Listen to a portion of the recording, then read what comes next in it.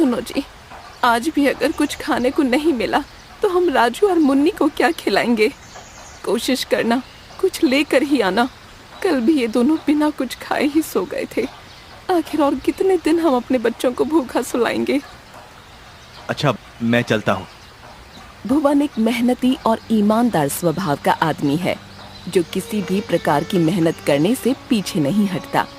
मगर फिर भी ये अपने बीवी बच्चों को एक वक्त की रोटी भी नहीं दे पा रहा है। देश भर में लॉकडाउन के बाद कामकाज मानो ठप ही हो गए हैं। अब ऐसे में अपने परिवार के लिए एक वक्त की रोटी जुटाना भी भुवन के लिए मुश्किल होने लगा है। भुवन एक दुकान पर काम मांगता है। मालिक, क्या मेरे लिए कोई काम है? मैं कुछ भी करूँगा। अरे जा भाई, पहले ही काम मंदा है, कोई काम नहीं है यहाँ, कहीं और जा। भुवन निराश होकर वहाँ से चला जाता है और पूरा दिन बस ऐसे ही घूमने के बाद भी उसे कोई काम नहीं मिलता। उसे बहुत जोरों की प्यास लगी होती है। वह थोड़ी दूर एक नदी की ओर पानी पीने के लिए जाने लगता है। वह नदी किनारे रुककर पानी पीने लगता है। वह देखता है कि शाम होने वाली है। हे भगवान, शाम होने वाली है, पर मैंने अभी तक कुछ भी काम नहीं किया। भगवान, क्या आज भी मेरा परिवार भूखा ही सोएगा? मेरे फूल जैसे बच्चे 2 दिन से भूखे हैं और मैंने और बाला ने भी तो 2 दिन से कुछ भी नहीं खाया है।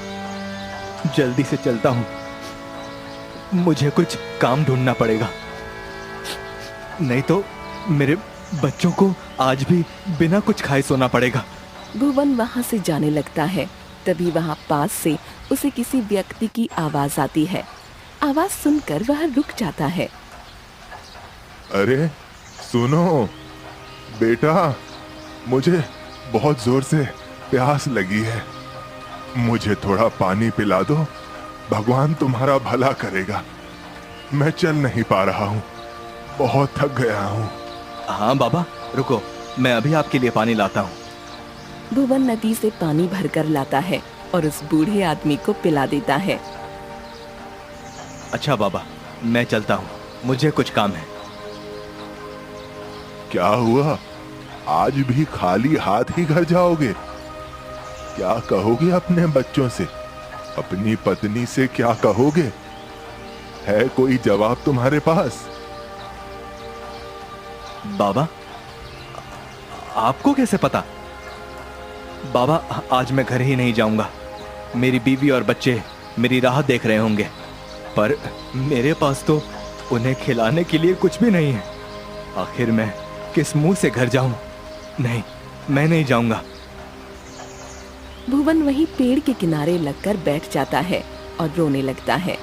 वह बूढ़ा आदमी उसकी ओर देखता है और कहता है, बेटा रो मत, मुझे पता है तू बहुत बहादुर है और मेहनती भी। मेरी बात सुन, अगर मैं जैसा कहूं और तू वैसा ही करेगा तो तेरी किस्मत का भी ताला खुल जाएगा और तू कभी भी भूख से परेशान नहीं होगा। बाबा, मैं हर काम करने को तैयार हूं, पर कोई मुझे काम देता ही नहीं। मैं करूं तो करूं क्या? आप बताओ, मैं क्या करूं?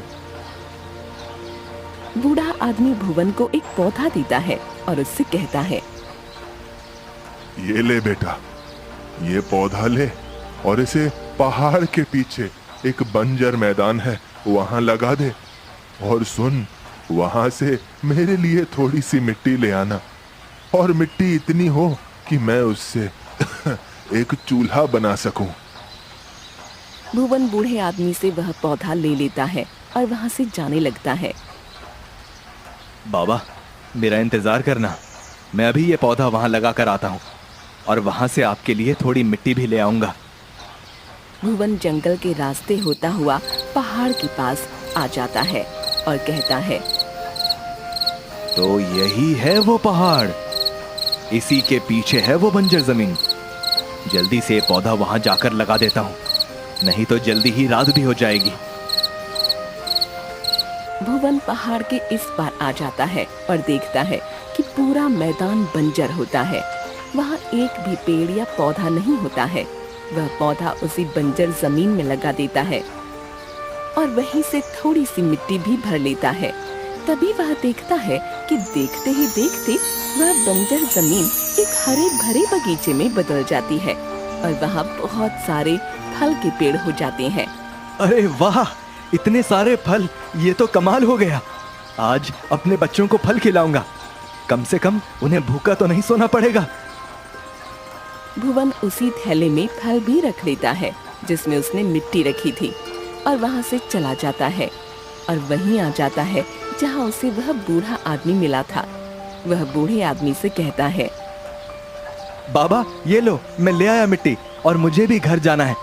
मेरे बीवी बच्चे घर पर भूखे हैं। ठीक है, तुम जाओ और ये मिट्टी भी तुम ही ले जाओ। और ये मिट्टी कोई साधारण मिट्टी नहीं है, जादुई मिट्टी है। इससे अपने घर के आंगन में एक चूल्हा बनाना। उसके बाद तुम उस चूल्हे से जो भी खाना मांगोगे वह चूल्हा तुम्हें वही खाना देगा। ठीक है बाबा, आपका बहुत शुक्रिया। आपने जैसा कहा मैं वैसा ही करूंगा। भुवन वहाँ से अपने घर के लिए निकल जाता है। वहीं दूसरी ओर भुवन की बीवी बाला और उसके बच्चे राजू और मुन्नी उसका इंतजार कर रहे होते हैं। माँ, बापू अभी तक क्यों नहीं आए? मुझे बहुत भूख लगी है। माँ, मुझे भी भूख लगी है, मुझे कुछ खाने को दो ना। हाँ बेटा, बस थोड़ी देर रुक जाओ, तुम्हारे पिताजी बस आते ही होंगे। वह तुम्हारे लिए कुछ खाने को जरूर लेकर आएंगे। हे भगवान, कहाँ पर रह गए ये बच्चे, भूख से तड़प रहे हैं। भगवान, काश आज उन्हें कोई काम मिल गया हो, वह खाली हाथ ना आए। तभी भुवन घर आ जाता है और खुशी से अपने बच्चों से बोलता है, मेरे बच्चों देखो, मैं तुम्हारे लिए क्या लाया हूँ। भुवन जैसे ही थैले को जमीन पर उड़ेलता है, उसमें से बहुत सारी मिट्टी निकलती है। भुवन ने जो फल उस बाग से तोड़कर इस थैले में रखे थे वह भी मिट्टी बन जाते हैं। भुवन हैरान हो जाता है। सही है, तुम्हें कुछ नहीं मिला तो मिट्टी ही ले आए, खिला दो इन दोनों को ये मिट्टी। अरे मैंने इस थैले में बहुत सारे फल रखे थे, पर मिट्टी कैसे बन गए मुझे नहीं पता। याद आया, तुम एक काम करो, इस मिट्टी का एक चूल्हा बनाओ, फिर आगे क्या करना है मैं बताता हूँ। माला उस मिट्टी से घर के आंगन में एक चूल्हा बनाती है। उसके बाद भुवन उसे बताता है, चमत्कारी बाबा ने मुझसे कहा था कि इस मिट्टी से अपने घर के आंगन में एक चूल्हा बनाना। ये एक जादुई मिट्टी है। तुम इस मिट्टी के बनाए हुए चूल्हे से कुछ भी खाने को मांगोगे वह तुम्हें मिल जाएगा। भुवन चूल्हे से चावल मांगता है। हे चमत्कारी चूल्हे, मुझे खाने को चावल चाहिए। चूल्हे से चावल प्रकट हो जाते हैं। तभी भुवन चूल्हे से दाल भी मांगता है तो चूल्हा उसे दाल भी दे देता है। अरे वाह, तुम तो सच बोल रहे थे, ये तो सच में चमत्कार हो गया। आज मेरे बच्चे पेट भर खाएंगे और हम भी। बच्चों, हलवा खाओगे? हाँ, हम खाएंगे। ए जादुई चूल्हे, हमें हलवा खाना है, मुझे हलवा दो। और इस तरह भुवन जादुई चूल्हे से तरह तरह के पकवान खाने के लिए मांगता रहता है और इस तरह भुवन और उसका परिवार पेट भर कर खाना खाते हैं। तो आपने इस कहानी से क्या सीखा, हमें कमेंट कर जरूर बताएं। मिलते हैं एक और रोचक कहानी के साथ।